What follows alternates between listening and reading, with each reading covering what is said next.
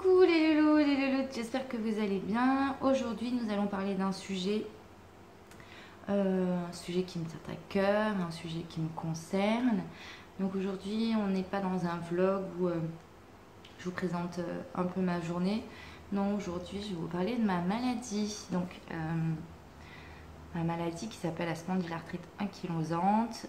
Celles qui me suivent sur Facebook, Instagram savent que j'ai cette maladie depuis maintenant 3 ans, 4 ans, oui. Je l'ai depuis plus longtemps, mais elle a été diagnostiquée il y a 3-4 ans, voilà. Donc c'était important pour moi disons, de vous en parler. Ça fait un moment que j'essaye de faire des vidéos et que je n'y arrive pas. Pourquoi? Parce que tout simplement c'est difficile de trouver un moment tranquille où je suis toute seule à la maison. Un moment où je suis toute seule et puis un moment où je ne suis pas trop fatiguée. Voilà, c'est difficile. Du coup, avant de commencer le sujet, je voulais, parce qu'il y a des personnes peut-être qui ne connaissent pas la spondylarthrite, ne savent pas ce que c'est comme maladie. Donc c'est une maladie inflammatoire qui touche les articulations, qui peut toucher toutes les articulations. Après ça dépend des personnes, ça dépend des cas. Il y a plusieurs spondylarthrites, il y a la ankylosante, moi c'est celle que j'ai. Donc il y a la périphérique, enfin axiale. Donc il y en a plusieurs et moi je voulais vous parler donc moi de la spondylarthrite ankylosante. Je ne veux pas parler pour tout le monde, je veux juste raconter mon histoire, mon vécu à moi. Donc elle peut très bien être différente d'une autre personne qui a la même maladie parce que nous avons parfois pas les mêmes symptômes, même si ça se rapproche, on n'a pas les mêmes symptômes. Donc voilà, c'est vraiment moi, je suis pas médecin, je suis pas, voilà, c'est juste mon histoire à moi, mon ressenti, j'avais envie de partager avec vous, car je sais que vous êtes beaucoup de personnes à me suivre qui ont cette maladie et donc je trouvais ça important d'en parler ici avec vous. Voilà, donc avant d'attaquer le sujet, en fait il faut remonter un petit peu en arrière et savoir comment ça a commencé. Donc en fait, moi ça a commencé d'après mes souvenirs.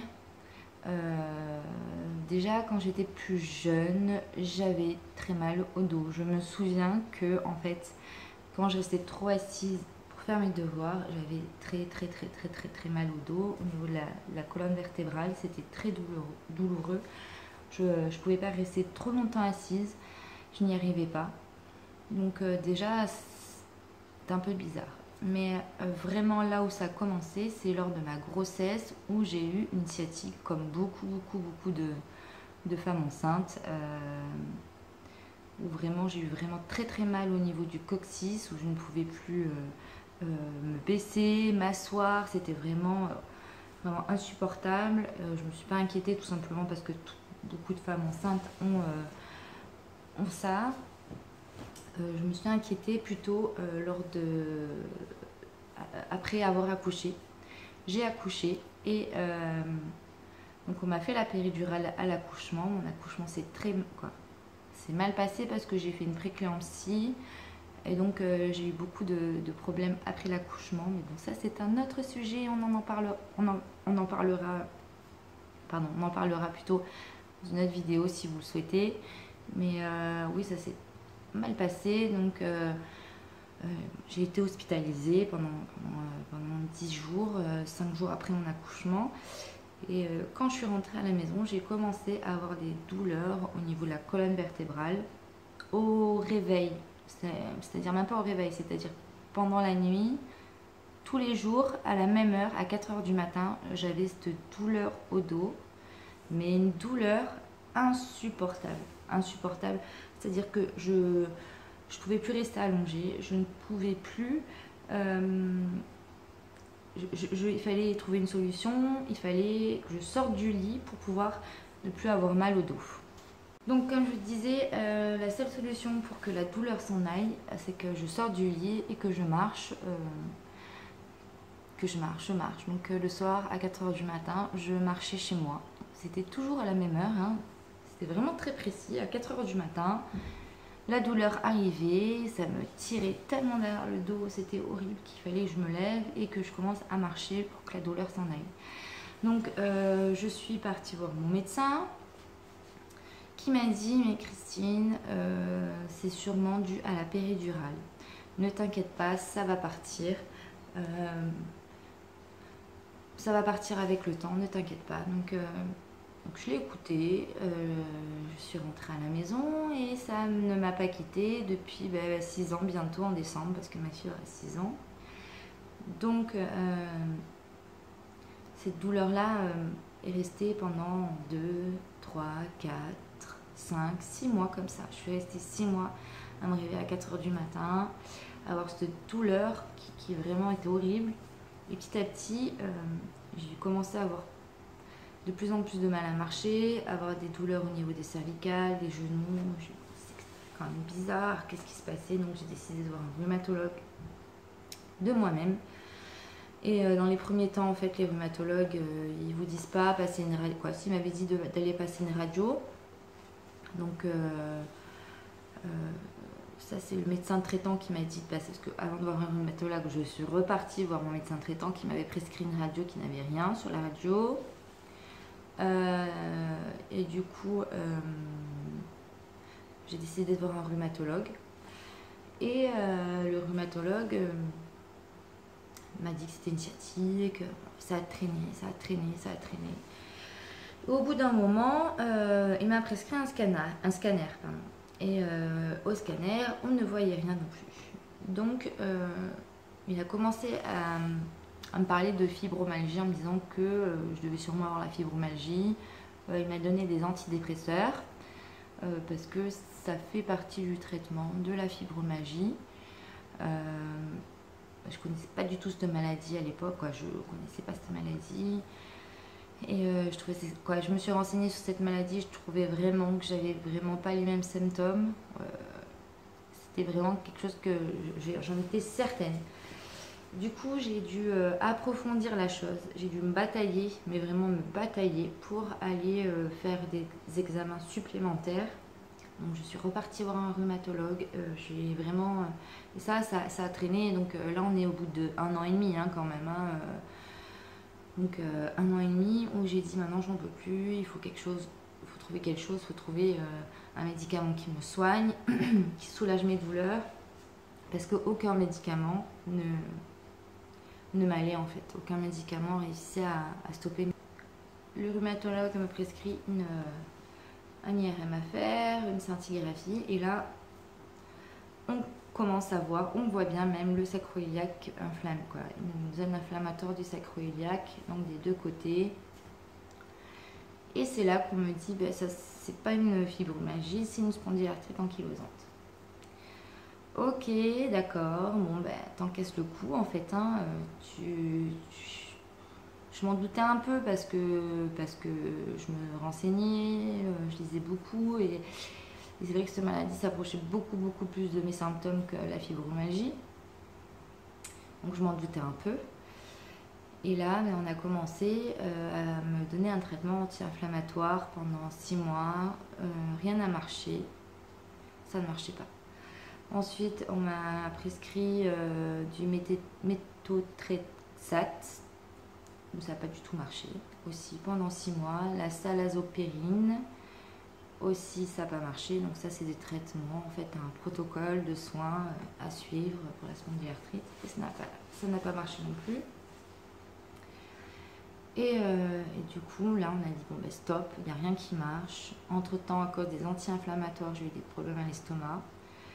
J'ai dû faire une opération. C'était compliqué. Et donc, on a décidé de passer à Humira. Donc, c'est un traitement anti-TNF, ça s'appelle la biothérapie. Et on a commencé Humira au mois de janvier. Donc, je vais pas vous détailler tout ça, ce qui s'est passé, Voilà. J'ai commencé le traitement Humira à partir de janvier 2018. Donc entre mes premières douleurs, décembre 2012, naissance de ma fille, et janvier 2018, donc on est en septembre, donc il y a 9 mois, hein, et c'est passé 5 ans et demi, où pendant 2 ans on a pensé à une fibromyalgie, et puis après on a compris que c'était une spondylarthrite, donc on a commencé à mettre des anti-inflammatoires, à faire un protocole, et tout ça, ça a duré 5 ans. Et là, aujourd'hui, j'ai un bon protocole de soins, entre guillemets, qui commence à soulager mes douleurs au bout de 5 ans. Et je m'estime vraiment chanceuse, mais vraiment chanceuse, parce qu'il y a des personnes qui ont cette maladie et qui ne savent pas, en fait. Ça met tellement de temps à être diagnostiqué. Il y a des personnes qui ont la maladie pendant 20 ans et on le diagnostique au bout de, depuis 20 ans après. Donc je m'estime déjà chanceuse d'avoir été diagnostiquée assez tôt. Mais quand même, voilà, pendant 5 ans, ça a traîné comme ça. Et pendant ces 5 années, la maladie, elle a évolué, pas en s'améliorant malheureusement. Donc elle s'est vraiment accentuée. Je me revois il y a 5 ans et je me revois aujourd'hui. C'est le jour et la nuit. C'est le jour et la nuit en fait. Donc voilà, ça c'était un petit peu le protocole de soins, comment ça s'est passé, comment j'ai découvert ma maladie. Donc je me suis vraiment bataillée et je pense que si je n'aurais pas insisté, je serais toujours suivie pour une fibromyalgie que je n'ai pas. Je serais toujours sous un autre traitement en fait qui ne m'aurait pas convenu parce que je n'ai pas cette maladie. Donc j'insiste vraiment, quand vous avez quelque chose en vous où vous savez, en fait, vous êtes persuadé de quelque chose, il faut batailler pour avoir ce que vous voulez, et malheureusement c'est comme ça. Et donc maintenant qu'on a vu un peu le protocole de soins, je vais vous parler un petit peu plus de ma vie personnelle en fait. Qu'est-ce qui a changé depuis que j'ai cette maladie?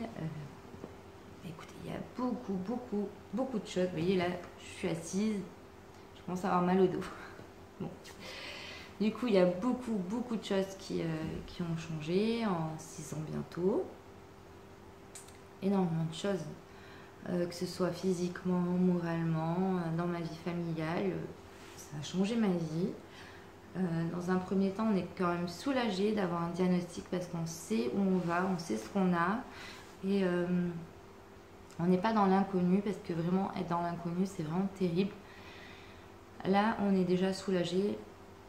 D'un côté soulagé parce qu'on sait ce qu'on a, de l'autre côté on se pose beaucoup de questions parce qu'on ne sait pas qu'est-ce que l'avenir nous réserve. Donc c'est assez difficile, mais sincèrement moi je vis un combat de tous les jours. C'est chaque jour un nouveau combat, chaque journée est une nouvelle journée où je me dis qu'est-ce qui va se passer. Elles sont très rares les journées où il ne se passe rien, où en fait je n'ai mal nulle part. Elles sont très rares. Donc quand j'ai la chance en fait qu'une journée va très bien, j'en profite au maximum. Et quand j'ai la mauvaise chance que la journée, quand je me lève le matin, je sais très bien que ça va être la grosse merde. Je me dis, pourvu qu'elle va passer très vite. À part vous dire que les douleurs sont parfois insoutenables,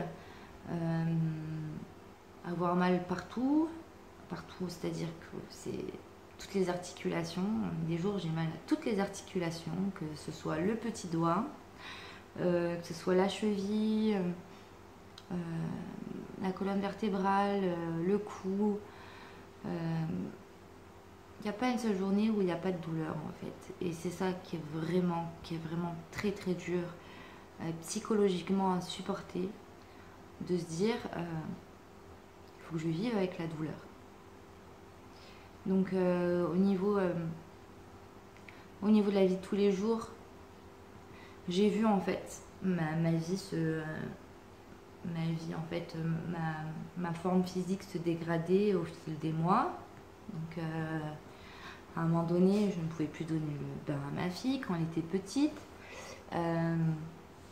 J'avais du mal à monter, monter et descendre les escaliers. Ma maison a un étage, donc des escaliers. Je n'arrive pas à me baisser, je n'arrive pas à porter de poids, je n'arrive pas à faire plein de choses.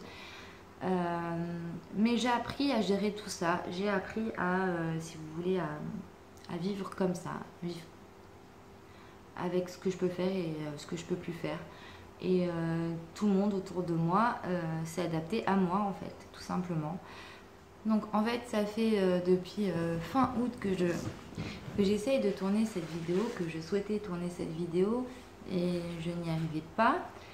C'est vrai que ça m'énervait. D'ailleurs, j'ai écrit un post Facebook et en vous expliquant le rythme de mes journées, en disant qu'elle se rythmait au matin aller travailler, rentrer chez moi, dormir, se réveiller vers 4h30, partir chercher ma fille à l'école et rentrer à la maison et m'occuper de ma maison, de faire à manger et tout ça.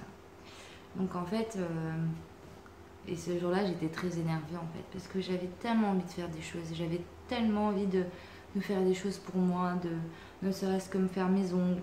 C'est tout bête en fait, c'est tout bête, mais faire un gâteau, faire des choses que je pourrais faire. J'ai choisi j'ai pas choisi, hein, j'ai pas le choix, mais au travail, j'ai commencé mon mi-temps au mois de mai, donc ça fait juin, juillet, août, septembre, ça fait 4 mois que je travaille à mi-temps.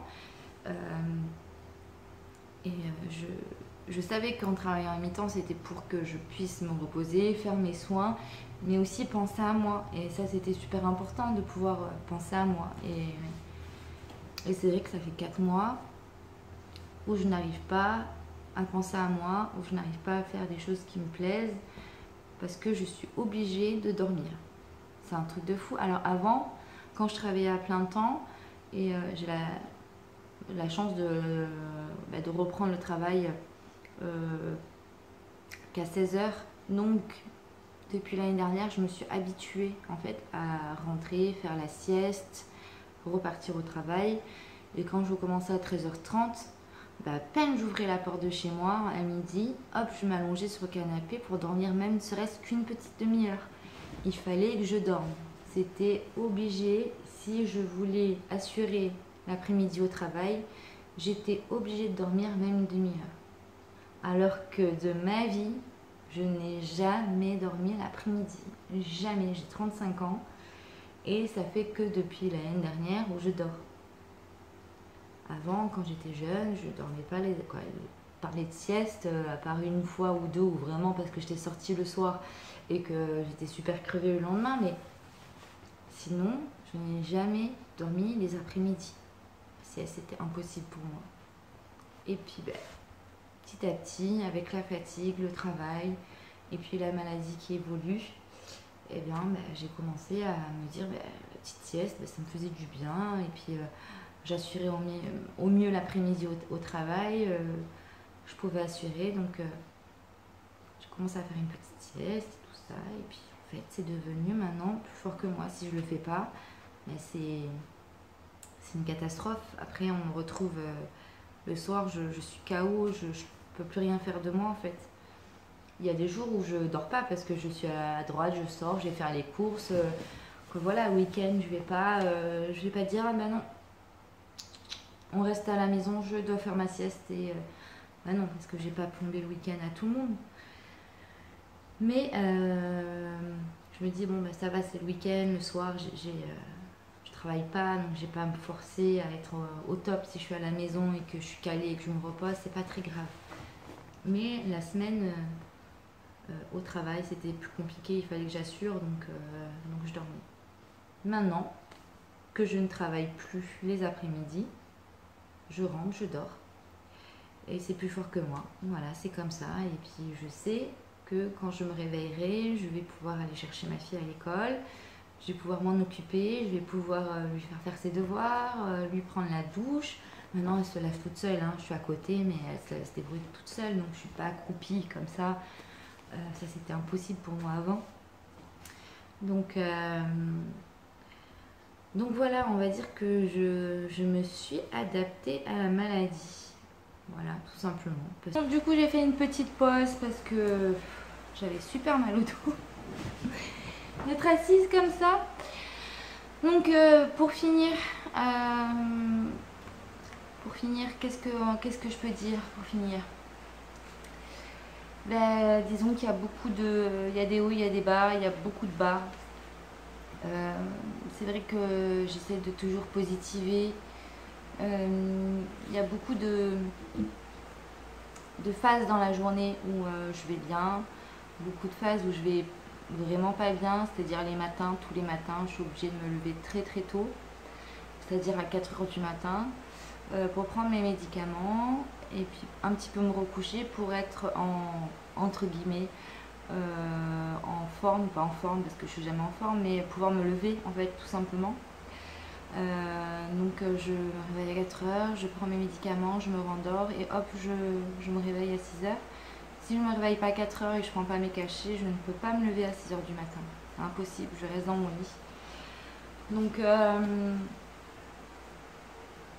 Donc c'est vrai que des fois, je loupe le réveil et que c'est très difficile de se lever et puis de me préparer et puis préparer ma fille, tout ça, c'est très compliqué. Mon fils me voit quand c'est difficile et j'ai besoin de rien lui dire, qu'il comprend très vite. Donc il m'aide. J'ai la chance d'avoir un petit garçon qui... on n'a pas besoin de lui dire les choses, il comprend et puis de toute façon il a très vite compris qu'il avait une maman malade et qu'il fallait m'aider tout simplement. Et c'est bien parce que j'ai pas besoin de lui dire quoi que ce soit, il le sait, et il le fait de mon cœur en fait, il a jamais rallié, jamais... Donc voilà.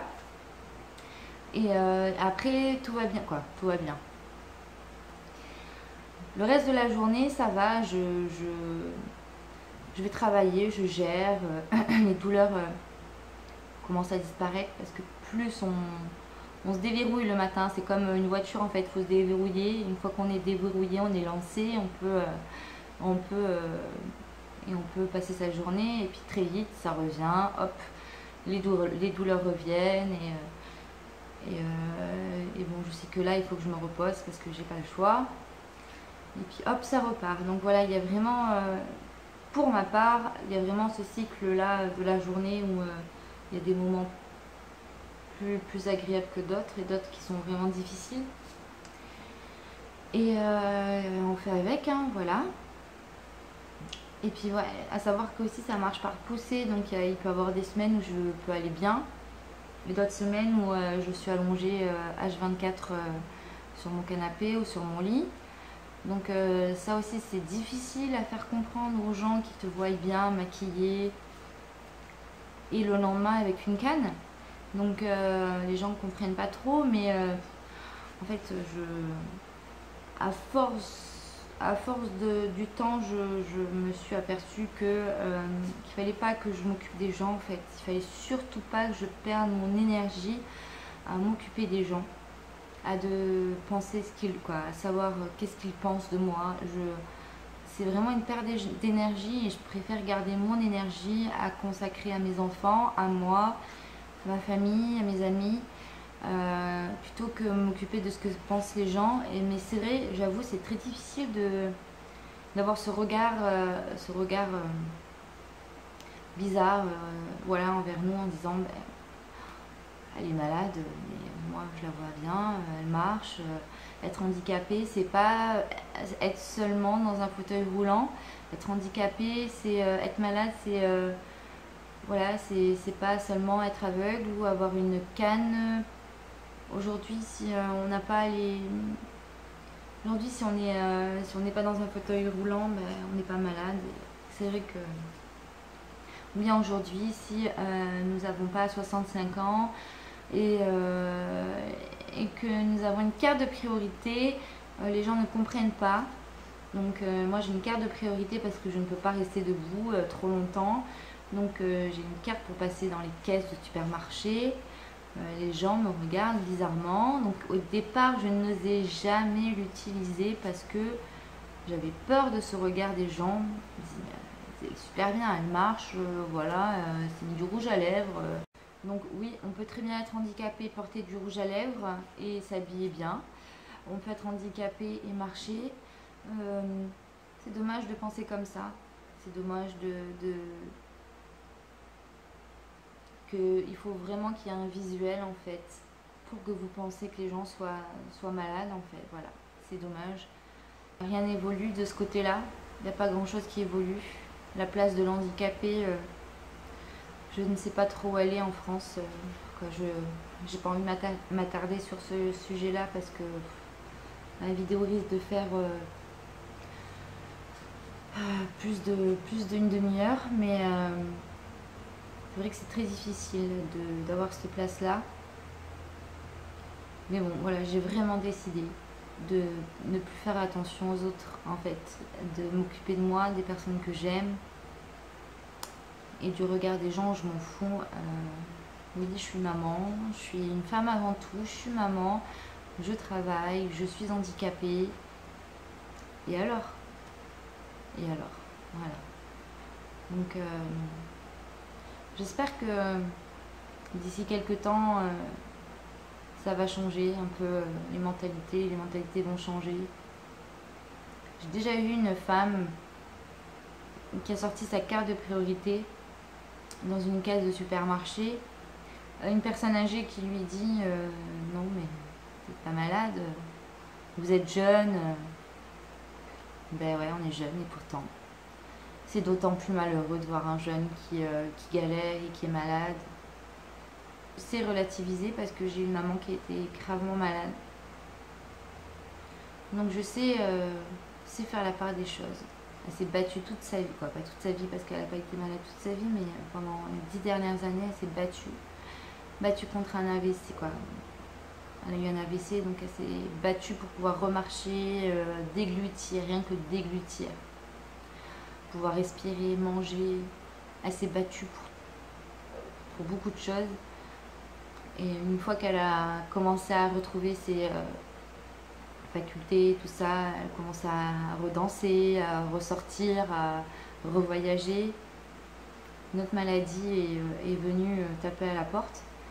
Et 5 ans après, elle est décédée à cause de cette maladie. Donc c'est une maladie orpheline et ça s'appelle la sclérodermie. C'est une maladie qui vous enferme dans votre propre corps. Et je sais ce que c'est de voir souffrir sa maman, je sais ce que c'est de... J'ai pas envie de finir comme ça, j'ai pas envie que mes enfants me voient comme ça. Maman n'a pas eu le choix, hein. A pas eu le choix.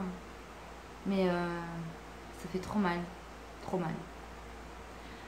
J'essaie de positiver dans tous les cas. J'essaye de... Alors je vous dis pas, c'est pas tous les jours facile, hein. Je suis pas tous les jours en train de dire oui, je m'accroche, je vois droit devant, il y a pas... Non, c'est pas vrai.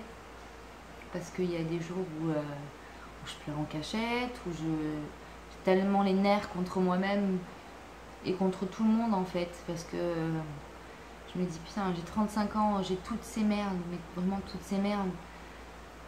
Et puis tu relativises, tu te dis, bah, il y a tellement pire ailleurs, tellement... T'as déjà de la chance de pouvoir marcher, t'as de la chance d'avoir des enfants en bonne santé. On essaie de relativiser à chaque fois, mais il y a des jours où on n'a pas envie. On se demande, mais pourquoi moi? Pourquoi... C'est comme ça. C'est la vie. Et on fait avec, voilà. Donc, j'espère que cette vidéo vous aura plu, même si le sujet n'était pas très gai. Ce sujet n'est pas très gai, mais en même temps il fait partie de moi. C'est un sujet qui me tient à cœur, bien sûr. Ça fait maintenant 5 ans que je blogue, où je suis sur les réseaux sociaux, où j'ai une communauté et j'essaie vraiment de faire ressortir ce que je suis vraiment en fait au fond. Donc je pense que j'ai jamais caché qui j'étais vraiment, j'ai jamais caché mes problèmes. Bien sûr, on dit pas tout, on garde une part d'intimité dans nos vies, hein. C'est pas parce qu'on blogue et qu'on publie 3-4 photos, ou qu'on dit qu'on fasse quelques publications, qu'on raconte, quoi, voilà, que vous savez tout de notre vie. Mais j'essaie d'être la plus transparente possible en fait. J'ai pas envie de montrer que les bons côtés des choses. Même s'il y en a, hein, il y en a des bons côtés, mais il n'y a pas que des bons côtés, hein. Ma vie, elle est comme la vôtre, avec des hauts et des bas. Et je trouve que c'est plus intéressant d'avoir bien sûr des super bons moments ensemble, mais aussi de voir le côté, un peu le côté sombre, c'est-à-dire les difficultés que tout le monde a, hein, une maman malade, le décès, voilà, la maladie. Ça fait partie du quotidien des gens, et voilà, c'est pas parce que je blogue que je suis épargnée aussi. Donc déjà je vous dis merci d'être là. Vous êtes beaucoup à me soutenir. Je sais que vous êtes beaucoup aussi à avoir cette maladie. J'ai passé des heures et des heures avec certaines d'entre vous à parler en message privé. J'ai passé beaucoup de temps, j'ai consacré beaucoup de temps avec certaines parce que je savais qu'elles avaient besoin de parler. Comme moi, à un moment donné, j'ai eu besoin de parler aussi, et certaines ont été là pour moi. Voilà, écoutez, je vous remercie, je vous fais des bisous, je vous dis à bientôt. Non. Merci d'avoir regardé cette vidéo et je vous dis à